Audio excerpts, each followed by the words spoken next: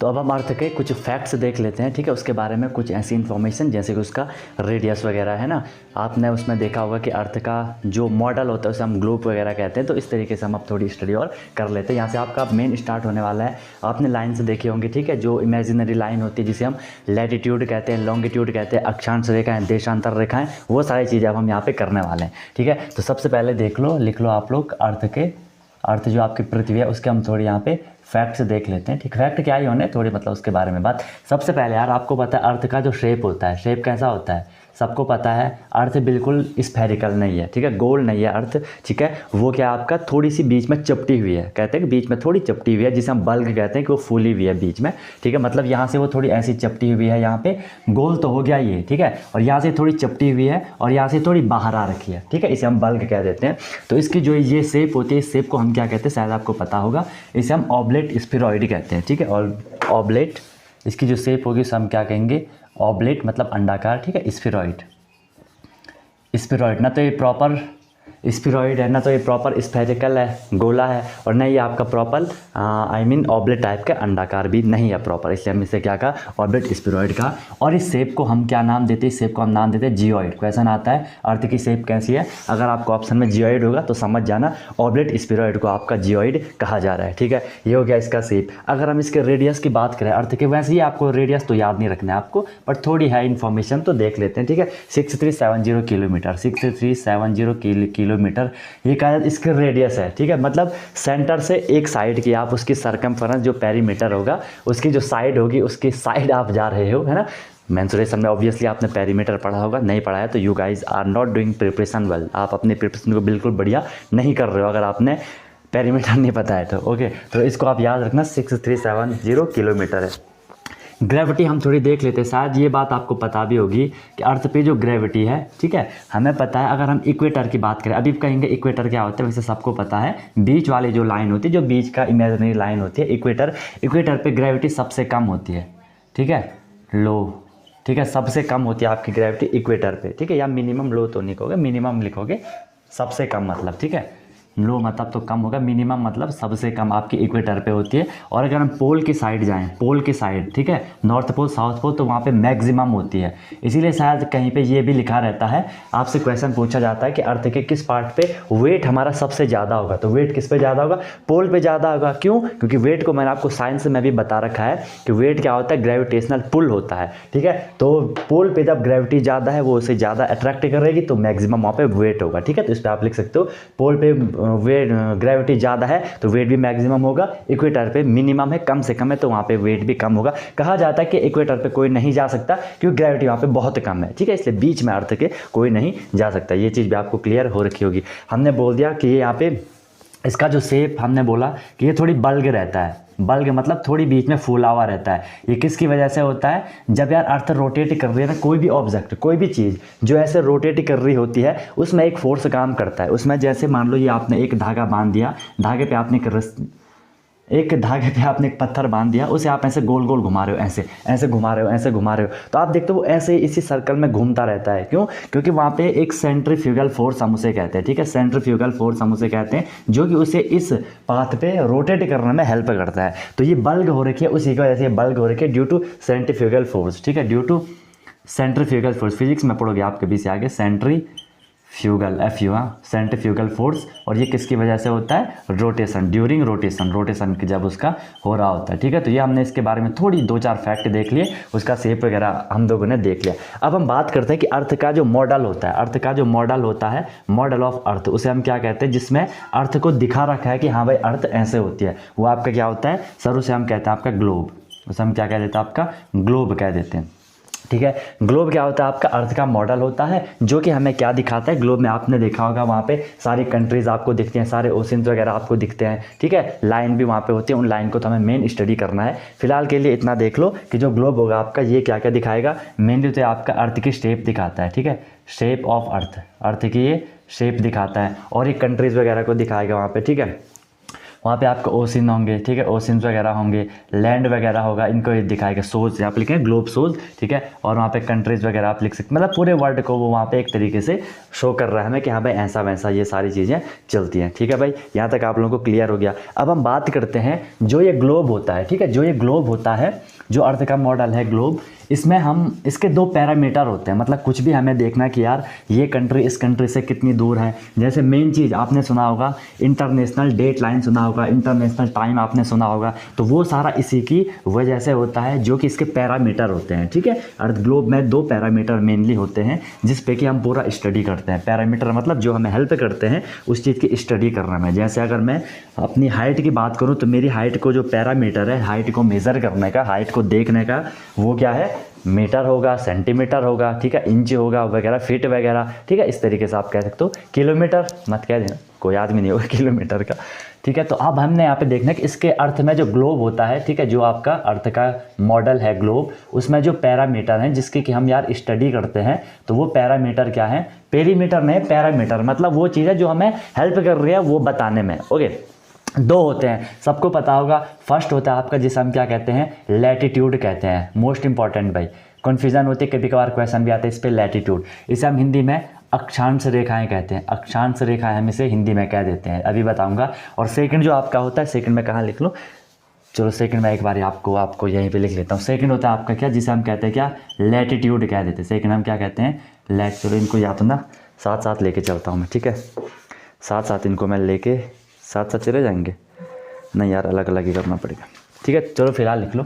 Second होता है आपका लॉन्गिट्यूड, सेकंड होता है आपका क्या, लॉन्गिट्यूड। एक हो गया आपका लैटिट्यूड एंड सेकंड होता है आपका क्या, लॉन्गिट्यूड, लॉन्गिट्यूड, ठीक है। लॉन्गिट्यूड का हम क्या कहते हैं, देशांतर रेखाएं कह देते हैं, ठीक है।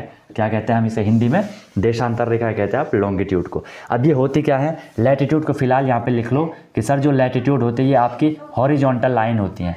कौन सी लाइन होती हैं, हॉरिजॉन्टल लाइन होती है। कौन सी लाइन होती है, हॉरिजॉन्टल। जो आपकी लैटिट्यूड होती है अक्षांश, वो हॉरिजॉन्टल होंगी, और जो आपकी लॉन्गिट्यूड होगी, लॉन्गिट्यूड को आप क्या कहते हैं, तो ये आपकी वर्टिकल लाइन होती है। वर्टिकल लाइन का मतलब क्या होता है, जो बिल्कुल सीधी होती है, ठीक है। ये आपकी वर्टिकल लाइन है और ये आपकी हॉरिजॉन्टल लाइन है, ठीक है। अगर हॉरिजॉन्टल होगा लैटिट्यूड होगा, अगर आपका वर्टिकल होगा तो लॉन्गिट्यूड होगा, ठीक है। अक्षांश और देशांतर मैंने आपको हिंदी में भी इनकी मीनिंग बता दी। अब हमने इनको देखना, पहले हम लैटिट्यूड को देखेंगे फिर हम लॉन्गिट्यूड को देखते हैं। ओके, अच्छे से करेंगे, पूरा क्वेश्चन आएगा आपका यहाँ।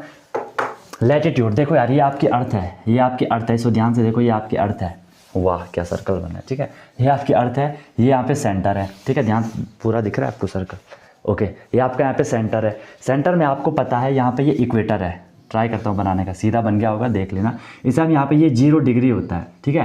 पहली बात, अगर आपको इसे डिफाइन करना है, लैटिट्यूड को अगर आपको डिफाइन करना है, आप इसे डिफाइन कर सकते हो, ठीक है, कि ये क्या होता है। अगर आपको साइंटिफिक वे में चलना है तो हम इसे कहते हैं angular distance, angular distance from centre, from centre मतलब जो अर्थ का सेंटर है वहाँ से हम एंगुलर, ग्लोब की बात कर रहे हैं, वहाँ पे हम एंगुलर डिस्टेंस, एंगल क्या होता है, आपने 2 लाइन के बीच जो एंगल बन रहा है ये आपका एंगल बन जाता है, यहाँ पे बन जाता है ना। तो इसी को हम क्या कह रहे हैं, इसी को हम क्या कह रहे हैं, लैटिट्यूड कह दे रहे हैं। और एंगुलर डिस्टेंस जो शो करता है, angular distance from centre, that is latitude, okay. और ये हमें क्या हेल्प करता है, ये हमें हेल्प करता है यूज टू डिटरमाइन, बहुत इंपॉर्टेंट है कि लैटिट्यूड क्या हेल्प करता है आपको, ये क्या दिखाता है, तो इसमें लिख लेना, यूज टू डिटरमाइन लोकेशन, ठीक है। कोई भी प्लेस है वहाँ पे उसकी लोकेशन को बताने में हेल्प करता है, location of places on earth, location of places on earth. आप यहीं से तो बताते हो ना, ग्लोब वोब से तो बताते हो ना कि अमेरिका वहाँ पे है, इजिप्ट वहाँ पे है, इजराइल वहाँ पे है, ठीक है, आपका यूरोप वहाँ है, ये सारे कंटिनेंट जो भी आपके होंगे, ठीक है, तो इसकी वजह से होता है। तो used to determine location of place on earth, बात आपको समझ आई, ओके। फिर आपको देखना है कि सर जो लैटिट्यूड होती है ये पैरेलल लाइन्स होती हैं, पैरेलल लाइन, फिर मैं बोल रहा हूँ मैथ आपने पढ़ी होगी, नहीं पढ़ी है तो मैं क्या ही बोलूँ, प्लेलिस्ट आपको बना रखी थी, ठीक है, वहाँ से आपने सारा कुछ देखा होगा, ओके, जो भी क्लासरूम है आपके, ठीक है। तो ये पैरेलल लाइंस होती हैं, अभी बताऊंगा। अब यहाँ पे आपको समझने वाली बात है, ठीक है, कि सर आपको पता है ये इधर नॉर्थ है, ये इधर साउथ है, ठीक है, नॉर्थ पोल साउथ पोल। इसे मैंने 2 पार्ट में डिवाइड करा, तो इसे कहीं पे नॉर्थ हेमी स्फीयर भी लिखा होगा। देखो स्फीयर मतलब गोला, उसका आपने हाफ कर दिया, हेमी स्फीयर, हेमी मतलब half sphere, north hemisphere, southern hemisphere आप इसे कह देते हो, ठीक है। Northern hemisphere, southern hemisphere आप इसे कह देते हो। अब यहाँ पे जो बीच में है इसे हम इक्वेटर कह देते हैं। सबको पता होगा सर जो ये बीच वाली लाइन होती है ये आपकी इक्वेटर है, लिख लेना स्पेलिंग। ये आपकी बीच वाली लाइन क्या है, इसे हम कहते हैं इक्वेटर, EQUATOR, इक्वेटर, जिसे आप हिंदी में भूमध्य रेखा कहते हो, ठीक है। अगर मैं यहाँ से थोड़ी ऊपर जाऊँ, अब ये 1-1 डिग्री के वजह चलता जाएगा, 1 डिग्री 1 डिग्री 1 डिग्री 1 डिग्री, ये ऐसा चलता जाता है। अगर मैं यहाँ से बोलूँ, एक लाइन मैंने आपके यहाँ पे बना दी, एक लाइन मैंने आपके यहाँ पे बना दी, और ये एंगुलर डिस्टेंस होगा।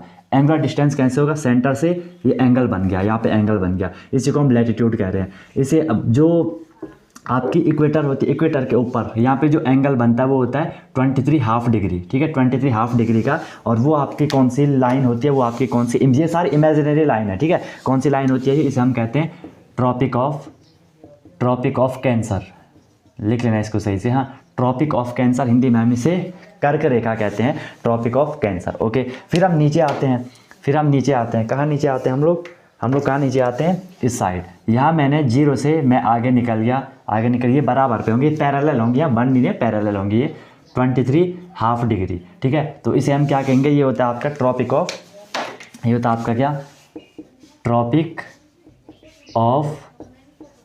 कैप्रिकॉर्न, ठीक है, ट्रॉपिक ऑफ कैप्रिकॉर्न हम उसे कह देते हैं। Tropic of cancer, tropic of Capricorn, देखना 23 हाफ डिग्री पे बनता है। फिर हम थोड़ी और ऊपर चलते हैं, इसके ऊपर गए हम इसके ऊपर गए, ठीक है, यहाँ पे दिखा रहा हूँ, यहाँ ये तो ट्रॉपिक ऑफ कैंसर है 23 हाफ वाला। यहाँ पे होता है आपका 66 हाफ डिग्री। 66 हाफ डिग्री को पता आप क्या कह देते हो, 66 हाफ डिग्री को पता है किसी को क्या कह देते हो, 60 हाफ डिग्री, ये नॉर्थ में चल रहे हैं, ठीक है, ये नॉर्थ में, यहाँ पे नॉर्थ लिखा होता है, यहाँ पे साउथ लिखा होता है। नॉर्थ में ये होता है आपका आर्कटिक सर्कल हम इसे कह देते हैं, ऊपर 66 हाफ डिग्री पे आर्कटिक सर्कल। अगर मैं ऐसे नॉर्थ में आऊँ, नॉर्थ में मैं कितना आ गया, ये आपका 66 हाफ डिग्री, तो ये क्या हो जाएगा आपका, ये हो जाएगा आपका एंटार्कटिका सर्कल। क्या हो जाएगा, एंटार्कटिका सर्कल हो जाएगा, ठीक है।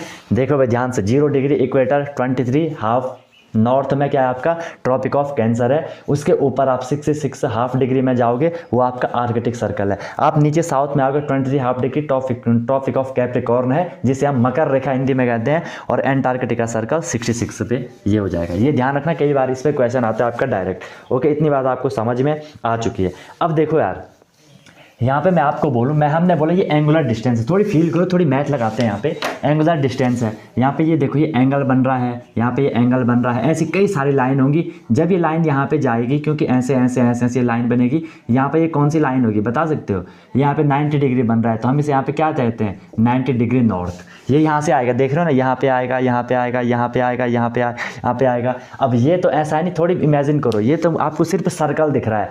आप ग्लोब को देखोगे, वो तो पूरा 3D स्फेयर होता है ना, 3D गोला होता है, तो उसमें तो ये पीछे की साइड भी होंगी। आई डोंट नो आप समझ पा रहे हो नहीं समझ पा रहे हो, ग्लोब पता है ना, अरे जैसे ये सही है, आगे वाला पार्ट दिख रहा है, ऐसे ये लाइन पीछे भी जा रही है, ठीक है, कैसे दिखाऊं यार, हाँ ये मान लो ये मार्कर है ना, तो ऐसी ये लाइन आपकी पीछे की साइड ऐसे जा रही है, ऐसे समझ रहे हो, ये सिर्फ आपको आगे वाला दिख रहा है, इसके पीछे पूरा ऐसा सर्कल बन रहा है, ठीक है, इसलिए हमने इसको यहाँ पे आर्कटिक सर्कल कहा, इसको हमने यहाँ पे एंटार्कटिक सर्कल कहा। साउथ में आपका, सदर्न हेमिस्फीयर में आपका एंटार्कटिका, आपको पता होगा, ऊपर आपका आर्कटिक। ओके ठीक है सर। ऐसे अगर मैं नीचे की बात करूँ तो यहाँ पे क्या बन जाएगा, बीच में बनेगा आपके यहाँ पे 90 डिग्री साउथ बनेगा, ये आपका क्या बन जाएगा यहाँ पे आप 90 डिग्री साउथ। ओके, इतनी बात भाई आपको बिल्कुल अच्छे से क्लियर हो गई। अब थोड़ी हम यहाँ पे इसके बारे में और डिटेल इन्फॉर्मेशन देख लेते हैं कि और इसमें क्या क्या होगा। सबसे पहली बात इसमें देख लो, क्या कि सर ट्रॉपिक ऑफ कैंसर जो हमने बात करी थी अभी, ट्रॉपिक ऑफ कैंसर, और ये इमेजिनरी लाइन होती है ना, वहाँ पे आप लिख लेना कि ये क्या होते हैं, जो भी दो पैरामीटर होते हैं, ठीक है, वेदर इट इज़ लैटिट्यूड और लॉन्गिट्यूड, ठीक है, both are imaginary lines on the earth और ऑन द ग्लोब, ठीक है, वट एवर यू वांट आप कह सकते हो। ओके, तो ट्रॉपिक ऑफ कैंसर ये कहाँ पे होता है, आई मीन ये तो हमने देख लिया, tropic of cancer 23 half degree north पे होता है, और ये कितनी कंट्री को पास करता है, ठीक है, tropic of cancer passes 17 country, ये ध्यान में रखना है, कभी क्वेश्चन आ सकता है, 17 कंट्री को ये पास होकर के गुजरता है, इसमें इंडिया भी है, इंडिया से ये होकर के गुजरता है, ठीक है, इंक्लूड इंडिया।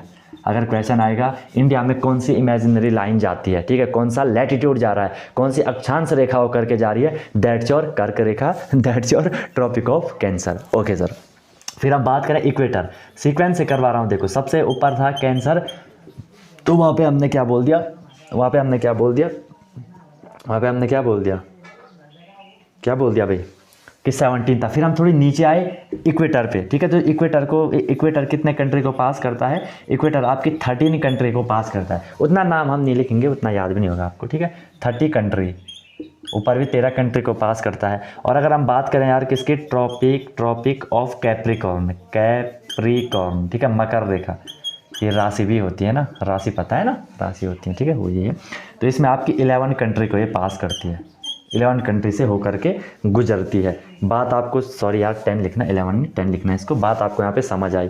फिर देखो यार, अगर हम थोड़ी और लैटिट्यूड की बात करें, नीचे दिख रहा है, मिटाना पड़ेगा, किसको मिटाऊँ, चलो इसी को देख लो, यहाँ पे लिख लो, दिख रहा है अभी, टोटल नंबर ऑफ लैटिट्यूड, मतलब टोटल कितनी लाइन है, टोटल नंबर ऑफ लैटिट्यूड, ध्यान से देखना, यहाँ पे थोड़ी कॉन्सेप्चुअल चीज़ है। टोटल नंबर ऑफ लैटिट्यूड, जो टोटल अक्षांश रेखाएं होती हैं वो कितनी होती हैं, वो होती हैं आपकी 181 होती हैं, 181 होती हैं, 181 होती है। अगर आप पूरा देखोगे ना इसको, तो पूरे जो ग्लोब पे लाइन होती है वो 181 लाइन होंगी, आपकी क्या होंगी, 181 लाइन होंगी। लाइन की बात कर रहा हूँ, टोटल नंबर ऑफ लैटिट्यूड, ये लाइन की, ऐसी लाइन की बात करें, एक इंपॉर्टेंट चीज़ आएगी अब यहाँ पे ध्यान से देखना, लैटिट्यूड की बात कर रहा हूँ लाइन की, वो 181 होती है, और सब में जो डिफरेंस होता है 1 डिग्री का डिफरेंस होता है, मतलब एक एक डिग्री पे वो चलती जाती हैं, इसलिए 180 बनती है। जैसे यहाँ पे 0 था, फिर थोड़ी ऊपर 1 डिग्री, थोड़ी ऊपर 2 डिग्री, 90 ऊपर बनते हैं, 90 नीचे बनते हैं, टोटल आपके 180 हो जाते हैं। अगर मैं यार सर्कल की बात कर रहा हूँ, total number of circle, important है सर्कल, क्योंकि हमने बोला वहाँ पे स्फीयर बन रहा है, आगे पीछे वो दोनों जगह जा रहा है, सर्कल वहाँ पे आपका बन रहा है, तो वो क्या हो जाएगा आपका, टोटल नंबर ऑफ सर्कल आपका क्या हो जाएगा, टोटल नंबर ऑफ सर्कल आपका क्या हो जाएगा, वो हो जाएगा आपका कितना, 181 में से ना आपको एक माइनस करना है, नहीं 2 माइनस करने, वो आपका 179 होगा। अब 2 माइनस क्यों करोगे सर, जो आपका 90 डिग्री नॉर्थ है वो तो यहाँ पे एक पॉइंट बन रहा है, समझ रहे हो, ये सर्कल कैसे बनेगा, 90 डिग्री है, वो एंड पे है, पोल पे है, तो वहाँ पे वो सर्कल नहीं बन रहा है, उसके नीचे तो सर्कल बनेगा आगे से पीछे की तरफ, ग्लोब को देखना है, मजा आएगा आपको, आगे से पीछे की तरफ, ठीक है। और यहाँ पे भी जो 90 डिग्री साउथ है, यहाँ पे भी आगे के से पीछे की तरफ नहीं बन पा रहा है, क्योंकि एक पॉइंट है, तो एक सर्कल ये माइनस हो गया, एक सर्कल ये माइनस हो गया, इसलिए हमने टोटल बोला कि 179 आपके सर्कल होते हैं, ठीक है। ठीक है भाई, आपको ध्यान रखना है कि 90 डिग्री नॉर्थ 90 डिग्री साउथ आपका एक पॉइंट बन रहा है, वो आपका वहाँ पे सर्कल नहीं बन रहा है। फिर हम आगे बात करते हैं, यहाँ पे क्वेश्चन आता है आपका, ग्रेट सर्कल कितने डिग्री का होता है, ग्रेट सर्कल, इमेजिन करो, दिख रहा है नीचे, ग्रेट सर्कल मतलब बहुत बड़ा सर्कल, ग्रेट सर्कल मतलब बहुत बड़ा सर्कल, इमेजिन करो कितने डिग्री पे बनेगा, बताओ, जिसने दिमाग लगाया बहुत सही लगाया, 0 डिग्री पे, ठीक है, क्योंकि सर ये तो इक्वेटर है, इक्वेटर देखो बहुत बड़ी लाइन है, सबसे बड़ी लाइन है, उस पर तो बहुत बड़ा सर्कल बन रहा होगा, ठीक है, तो उसे हम ग्रेट सर्कल कहते हैं एट 0 डिग्री, जो कि आपका इक्वेटर है, जो कि आपका क्या है, इक्वेटर है, ग्रेट सर्कल हमने उसको कह दिया, ठीक है। तो हम क्या देखेंगे, total number of latitudinal line, अगर हमने यहाँ पे जो देखा था टोटल नंबर ऑफ लैटिट्यूड तो भले 181 थे, लेकिन अगर हम एक्चुअल बात करें तो वो कितने होंगे, वो आप लिख सकते हो कि 179 होंगे, क्योंकि वो वहाँ पे यार प्रॉपर लाइन नहीं बन पा रही है, मेरी बात समझ रहे हो ना। भले मैंने यहाँ पे लिखा तो है मैंने यहाँ पे आपका क्या कि टोटल नंबर ऑफ लैटिट्यूड, ठीक है, कि जो जितने लैटिट्यूड होते हैं, नंबर हटाओ, जितने लैटिट्यूड होते हैं वहाँ पे वो 181 है, बट अगर मैं एक्चुअल नेट लैटिट्यूड की बात करूँ वो 179 होंगे भाई, ऑप्शन के हिसाब से जाना, फिर समझ आ रहा है ना। 179 क्यों होंगे, क्योंकि सर जो नॉर्थ पे वो पॉइंट है, पॉइंट कहाँ लाइन होती है यार, ठीक है, पॉइंट तो डायमेंशनलेस होता है, ना लेंथ होती है, ना ब्रेथ होती है, ना हाइट होती है, ठीक है, तो यहाँ पे पॉइंट है, यहाँ पे पॉइंट है, तो ये दोनों आपके माइनस हो जाएंगे, 181 में से आपने 2 पॉइंट हटा दिए, तो 179 आपका टोटल एक्चुअल लैटिट्यूड बनने वाला है। ओके, इसके बाद ठीक है अभी है, इसके बाद देखो इसमें, और मैं किसको हटा दूँ, ठीक है, इसको हटा देता हूँ, एक और इम्पॉर्टेंट पॉइंट है, इसको यहाँ से मिटा देता हूँ, ठीक है। इंपॉर्टेंट पॉइंट है यहाँ पर कि जो आपका 1 डिग्री होता है, अगर आपको 1 डिग्री हमने बोला कि जो लैटिट्यूड है एक लाइन है, तो वो कितने किलोमीटर के इक्वल होगी, इस पे यार आई थिंक एक बारी क्वेश्चन भी आया था, इस पर आई थिंक एक बारी डायरेक्ट क्वेश्चन भी आया था, ठीक है, कि जो 1 डिग्री होता है, डिस्टेंस बिटवीन 2 लैटिट्यूड, हमने बोल दिया distance between 2 latitude, distance between 2 latitude, जो 2 लैटिट्यूडनल लाइन है, जो दो लैटिट्यूडिनल लाइन है, ठीक है, जो आपकी दो अक्षांश रेखा है उनके बीच कितने का डिफरेंस होता है, कितने का डिस्टेंस होता है, 1 डिग्री का हमने बोल दिया, ठीक है, 1 डिग्री का डिस्टेंस होता है। और अगर इस 1 डिग्री को आपको किलोमीटर में बोलना चाहिए होता है आपका 111.2 डिग्री, 111.2 डिग्री का, सॉरी किलोमीटर यार, 111.2 किलोमीटर का वहाँ पे डिस्टेंस होता है। शॉर्ट में इसको कहीं पे सीधे 111 किलोमीटर भी लिखा रहता है कैलकुलेशन को इजी करने के लिए, ठीक है। तो ऑप्शन पे देख लेना, कोई टेंशन नहीं है। इसको मेज़र करने के लिए एक और यूनिट भी होती है, एक दूसरी यूनिट भी होती है जिसे हम गोर कहते हैं, गोर या गोरे, जो भी आपको कहना है, गोर या गोरे हम कह देते हैं, ठीक है। ये क्या दिखाता है, सरफेस एरिया दिखाता है बिटवीन टू डिस्टेंस, ठीक है। ये जो दो डिस्टेंस, दो लैटिट्यूड थे, इनके बीच के सरफेस एरिया को दिखाता है, इंडिकेट सरफेस एरिया, ठीक है। इंडिकेट मतलब बताता है, सरफेस एरिया को ये आपका बता देता है। बात आपको यहाँ तक क्लियर हो चुकी होगी, ठीक है भाई। ओके सर, तो इतना हो गया आपका ये क्या अर्थ का हमने देख लिया, लैटिट्यूड देख लिया, लॉन्गिट्यूड हम लोगों ने देख लिया। वैसे यार इस पे क्वेश्चन भी होता है, ठीक है। वैसे इस पे एक छोटा सा क्वेश्चन टाइप का भी आपका बन सकता है कि सर जो आपका लैटिट्यूडनल लाइन होती है, ठीक है, अगर मैं आपको थोड़ी सी डायग्राम बना के दिखाऊं, ठीक है, कि जैसे ये आपकी लाइन है, ठीक है, अगर आपको डिस्टेंस बतानी है यहाँ से यहाँ, तो उसकी क्या डिस्टेंस होगी वो भी आपको कई बार रहता है। बट इतना डीप तो नहीं आएगा यार, आई डोंट थिंक, ठीक है, मुझे नहीं लगता कि इतना डीप आपसे पूछा जाएगा। बाकी होगा तो मैं करवा दूंगा, वैसे होगा नहीं यार इतना डीप, तुम लोग परेशान हो जाओगे। और यार मुझे ज़रूर बताना, ठीक है, अपना सही से मुझे ज़रूर बताना कि ये चीज़ आपको समझ आ रही है ना, आपको मतलब ज़्यादा टफ हाई लेवल का तो नहीं लगना चाहिए ये। अगर लग रहा है तो बता देना, मैं फिर थोड़ी लिमिट में रहूँगा, ठीक है। वरना यार क्योंकि मैं एक बिल्कुल सीक्वेंस से मैं पूरा कॉन्सेप्ट आपको देने का ट्राई कर रहा हूँ, इस पर एक हम बात करेंगे तो आपको समझ आ रहा होगा। कोई भी दिक्कत होगी तो यार बता देना, ठीक है। बाकी मिलते हैं हम फिर नेक्स्ट वीडियो में नए कॉन्सेप्ट, नए इन्फॉर्मेशन, नए मोटिवेशन के साथ। सीखते रहिए अनटोल्ड कॉन्सेप्ट के साथ। Wish you all the very best, be happy and one more thing, yes, जब तक तोड़ोगे नहीं तब तक छोड़ोगे नहीं यार, ठीक है।